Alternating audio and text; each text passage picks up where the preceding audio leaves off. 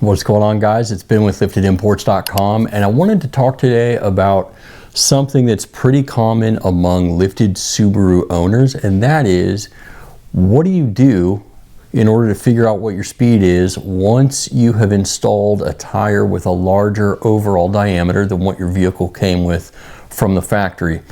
Now, in traditional 4x4s, this is a super easy problem to fix. In most 4x4s, what you're going to have is an external transfer case of some sort, and basically what you're going to do, if you re-gear or size up to a bigger or smaller tire or whatever you do that changes that equation, you just buy this little gear, you open up the T case, you replace that little Speedo gear, and you basically just figure out what your gear ratio is and what your overall tire diameter is. And what you're going to do is just buy the corresponding gear and put it in, and you're good to go. In Subarus, it's a completely different story. I've talked about this at length about how Subarus don't have easily accessible components. So like the transfer case, the diffs, you know, all these different things that you could typically get to with no issue in a true traditional 4x4. All that stuff is contained within the transmission of a Subaru. So if you want to get in and re-gear a Subaru transmission, for example, you have to split the case. If you want to change the ring gear or the pinion because you tore one up, if you need to do the front one, you pretty much just need to buy a new transmission, because again, in order to get to that stuff, you have to open it up, get in there, and swap it out, do all the regular stuff, but pretty much do a very extensive specialized procedure involved in working on those cars. I wish it was as simple as, hey, there's a sensor that plugs into the transmission and you just swap that out for whatever you need and you're good to go. But it's just not like that with these cars. I've been driving these cars for close to 2 decades, and in all that time I haven't heard of anybody that's found a good way to calibrate the speedometer for a different tire size. I just have never heard of it.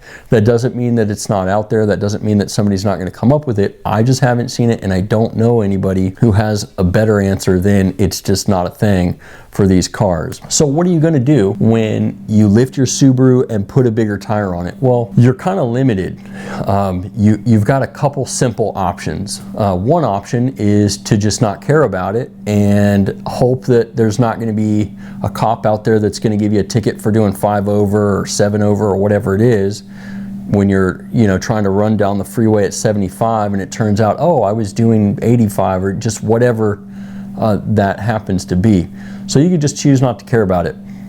Or you could get your phone out, download a speedometer app, or use Google Maps or something like that and put in your destination every single time you want to get in the car and go. And you could do it that way. You could use a phone-based speedometer. For me, I don't really like doing that. I just like all my stuff to be ready to go when I turn the key and get in the car to go somewhere. I just like it to be all in place and all ready to go. So that's why I don't typically go for that option. The other option, which is what I've kind of been doing this whole time, you know, I've got a 29-inch tire on a Subaru Forester that came with probably like 26.5 or 27-inch tires, so I'm about 2 inches over in the overall diameter, which definitely throws off the speedometer. Like 100%, the speedometer reads under what my actual speed is. So what I did up until this point was I just looked up a conversion table and just kind of determined, okay, if I had this tire from the factory and I have this tire now, what is the difference in speed at, say, 25 miles an hour, 30 miles, 45, 60, 85 miles an hour? And I had that in a notes app, and I just started to make a mental note of it. I would just remember that, like, okay, if I'm doing this speed, I'm really closer to actually doing, you know, 60 instead of 55. And so I would just know that subconsciously and go with it that way. The other thing you could do is get a GPS speedometer of some sort. And I wanted to share with you what I've done, which is this. I actually took a Game Boy and I transplanted a GPS speedometer unit into an old Game Boy housing. And I want to share this with you because I love making these, and as soon as I posted that I had made these for my vehicles, I had just tons of DMs and messages and comments from people saying, yo, where did you get that? Like, what the fudge? That's the sickest thing I've ever seen. Now, I didn't come up with the idea. I've seen other people do this. There's a couple pretty famous examples of people that have transplanted this same GPS unit into a Game Boy. And so I can't take credit for the original idea. However, I've probably built 5 of these at this point for other people who wanted one. And so I decided to sell these. And if you want one, they are on my website. They're on the liftedimports.com website. They're for sale.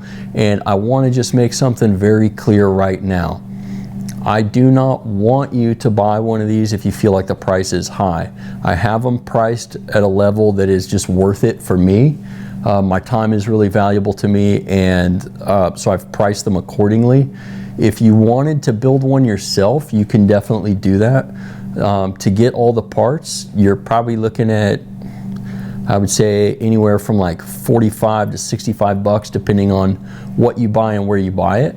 Then you're also going to need like a Dremel, and you're going to also need a couple other things, and you're going to need the know-how on how to do a couple of different tasks in order to make these the way that I've been currently making them.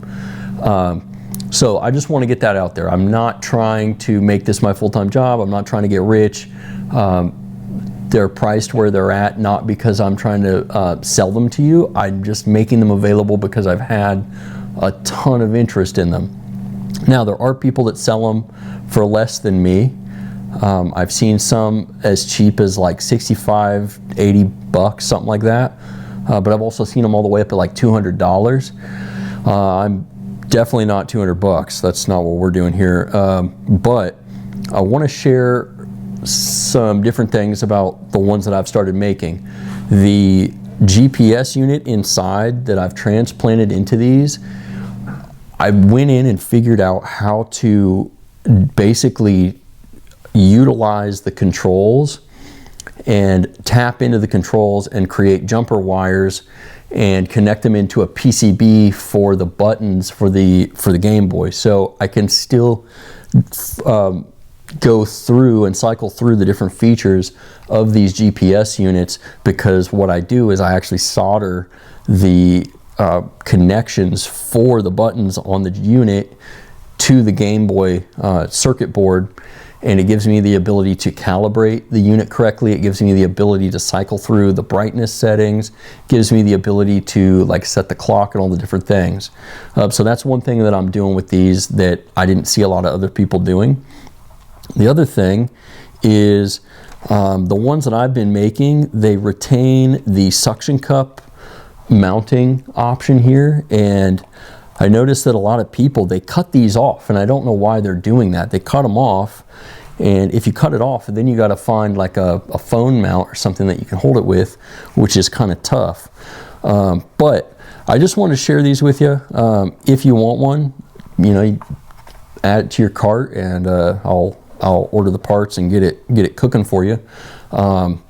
But yeah, these are great for people that just want to add like a little bit of, accessorizing to the interior of their Subaru.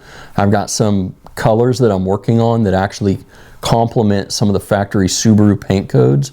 I've got one that I think is going to work really well with I think it's like a burnt orange, what those Crosstreks, like the first and second gen Crosstrek came in that really rich orange. I've got a line on some casings that I think are going to complement that well. I've also got another one that I'm waiting on. It's stuck in customs right now. I wasn't able to find one in the States, so I had to order it from overseas, but I think it's also going to match like the cool khaki gray. I've got some forest green ones that I think are going to complement the Forester, or not Forester, but the Crosstrek and Outback Wilderness that come with the green exterior. It's a slightly different shade of green, but I think it's going to go super, super good with that. But yeah, just want to share these with you. The other thing that I'm going to do is, you know, I can't possibly have enough time to make one of these for everybody, even if I wanted to.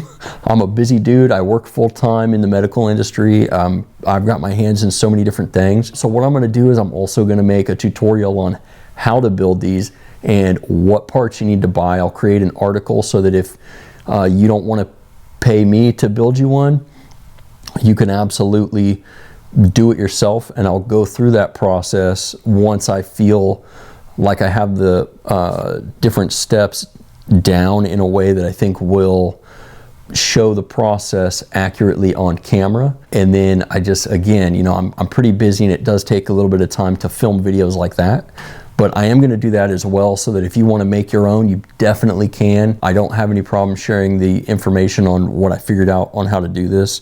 You can also do things like I took my garage door opener and I added it, I'm not going to tell you which button, but I added it to one of the other buttons. And I just took the internals out of my garage door opener and secured it inside the casing, created some different jumper wires to complete the circuit, and wired it into the PCB board as well, so I can open my garage door from this thing, and if somebody breaks in my car, they're never going to know. So anywho, just wanted to share that with you guys. I know that that's kind of a common thing that we run into as we lift these cars and put, you know, larger tires. Even if your speedometer is not working, you know, this is something that you could build for yourself or have somebody build for you. And these are, you know, tips that you can kind of carry over to any situation where you have a non-functional speedometer. So you can check out the website if you want. That's all I got for you today. And until next time, I'll see you on the trails. And I hope you have an absolutely fantastic day.